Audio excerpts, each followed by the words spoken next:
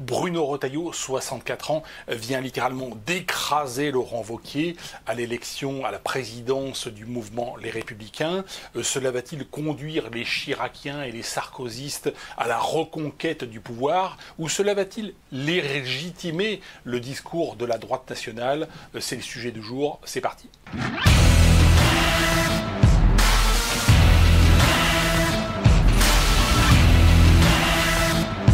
Tout d'abord, il faut dire que la victoire de Bruno Retailleau est d'abord la défaite de Laurent Wauquiez. Laurent Wauquiez qui incarne ce qu'on appelle la droite sociale. Laurent Wauquiez avec comme mentor Jacques Barrot.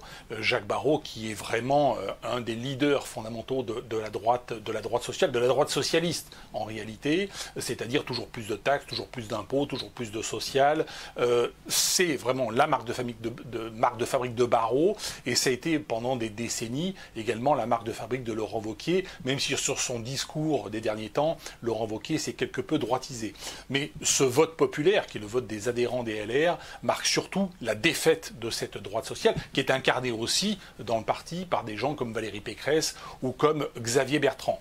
Sur le fond, Bruno Retailleau ou Gérald Darmanin proposent de créer une prison pour 600 délinquants trafiquants de drogue, alors qu'il y en a, je rappelle, 17 000 dans les prisons françaises, et que les délinquants trafiquants de drogue condamnés à la prison ferme ou avec sursis sont plus de 200 000 en France. Donc c'est vraiment trop peu et trop tard, et que cette politique et cette posture, on va dire politique, ou cette proposition politique de serrer un petit peu la vis sur le plan judiciaire ou sur le plan policier ne peut qu'apporter de l'eau au moulin au discours de la droite nationale, et en fait est une pub soit pour Reconquête, soit pour le Rassemblement national. Les électeurs choisiront toujours de voter pour l'original et non pour la copie. 600 places de prison pour quelques délinquants de la drogue, c'est trop peu et trop tard. Alors à ce stade, on peut m'accuser de faire un procès d'intention. Après tout, Bruno Retailleau, comme Gérald Darmanin, ne sont-ils pas sincères, ne sont-ils pas authentiques lorsqu'ils disent qu'ils veulent une politique beaucoup plus à droite, ce que veulent aussi les électeurs visiblement de cette formation politique qui s'appelle les LR.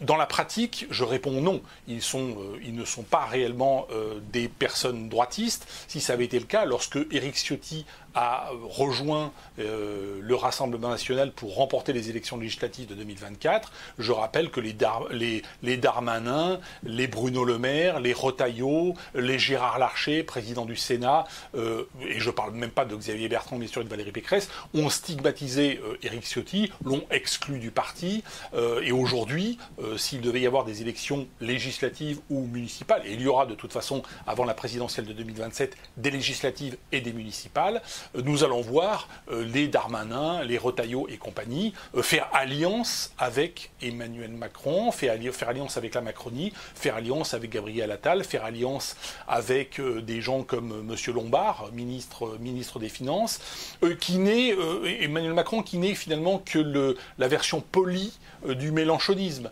Jean-Luc Mélenchon, Jean-Luc le millionnaire, qui dit que la France va être envahie, va être totalement colonisée, va être totalement créolisée. C'est sa profession de foi, c'est ce qu'on appelle le génocide par remplacement, je ne rentre pas dans le détail, et pour Mélenchon c'est une excellente chose, et Emmanuel Macron ne dit pas autre chose quand Robert Ménard, lors d'une précédente émission télévisée, pose la question au président de la République. Mais alors, il y a 500 000 étrangers qui rentrent chaque année en France. Que peut-on faire?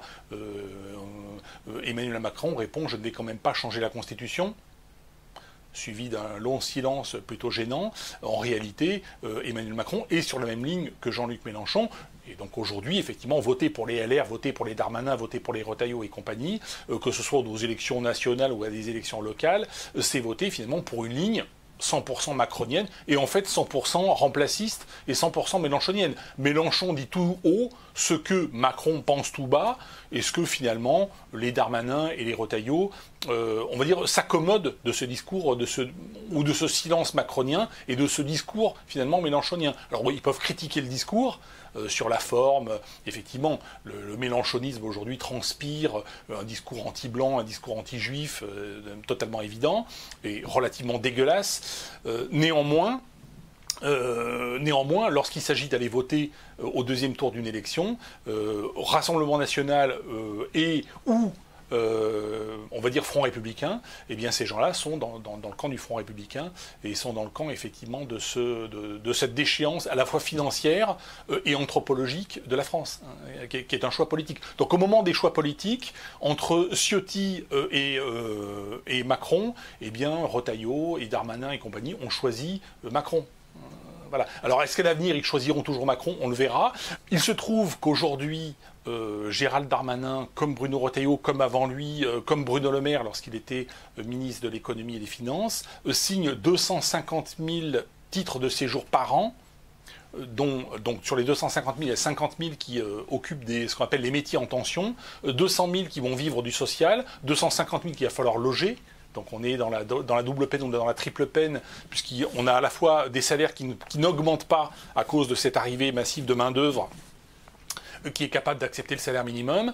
On a un problème de financement de la sécurité sociale et des aides sociales, avec les 200 000 qui ne travaillent pas, et un problème de bulle immobilière, avec les 250 000 qu'il faut loger. Donc on a une triple peine économique, sans rentrer dans les questions de sécurité, déjà on a une triple peine économique. Donc que déjà M. Retailleau et M. Darmanin et M. Le Maire il n'est plus aux affaires, c'est M. Lombard qui l'a remplacé au ministère des Finances, mais arrête de donner 250 000 titres de séjour par an. Ils ne sont pas obligés de les donner, les 250 000 titres de séjour. Donc ils arrêtent, et puis on verra s'ils ont vraiment une politique droitiste. Parce que c'est pas créer une prison pour 600 délinquants de la drogue. Déjà, si on arrête l'invasion migratoire, et si on pratique même peut-être la remigration en coupant les vivres, ce qui provoquera une remigration massive et immédiate, massive parce qu'elle concerne des millions de gens, les subventions à l'immigration concernent des millions de personnes, et immédiate parce que les gens ne vont pas rester en France pendant 6 mois sans revenus. Voilà. Donc qu'on ait une politique quelque peu anti-parasitaire, et à ce moment-là, on aura une remigration massive et immédiate. Et à ce moment-là, on verrait effectivement peut-être les électeurs aller sincèrement chez Retailleau, Darmanin, et ne pas aller chez Bardella ou Éric Zemmour. Moi, je ne fais pas de pronostic sur l'avenir de Bruno Retailleau, de Gérald Darmanin ou d'autres. Il y a un personnage à droite, ou en tout cas qui venait de la droite et venait de la Chiraquie, qui me semble très intéressant à suivre. C'est quelqu'un comme Dominique de Villepin, donc chiracien de la première heure, qui aujourd'hui est le grand avocat de la cause arabe et de la rue arabe en France. Et d'autant plus que lui-même n'est pas arabe, parce que s'il était algérien, les Marocains diraient oui mais il est algérien, etc. Et s'il était marocain, les gens diraient mais il est algérien, il est marocain, les Algériens ne le suivraient pas.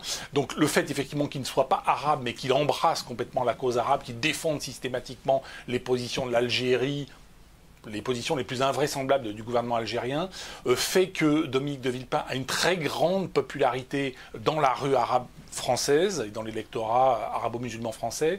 C'est une évidence. Et c'est une espèce effectivement d'anti-Retailleau ou d'anti-Darmanin.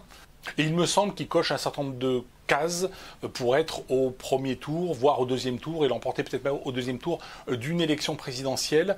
Et on a ainsi, avec Retailleau, de Villepin, les deux faces d'une même médaille, hein, les deux faces de la Chiraquie, les deux faces de la droite. C'est-à-dire on fait une propagande pro-arabe d'un côté, une propagande anti-racaille de l'autre, mais en réalité pour avoir la même politique, c'est-à-dire toujours plus de taxes, toujours plus de lois, et je répète, 500 000 personnes qui rentrent chaque année en France, légalement.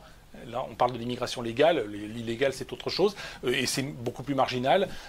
Et là, on a effectivement ce que dit Mélenchon, c'est-à-dire c'est un remplacement de population, c'est un génocide par remplacement, ça c'est moi qui dis génocide par remplacement, c'est un remplacement de population, et Mélenchon s'en réjouit, et Macron, ça ne lui pose aucun problème, et finalement, Retailleau Darmanin, il continue d'appliquer cette politique, et de Villepin vient couronner un petit peu toute cette famille que j'appelle le cartel UMPS, hein, voilà, le nouveau cartel des gauches. Et il vient, donc on a des socialistes de droite, des socialistes de gauche, mais on a finalement un cartel UMPS totalement socialiste et totalement immigrationniste.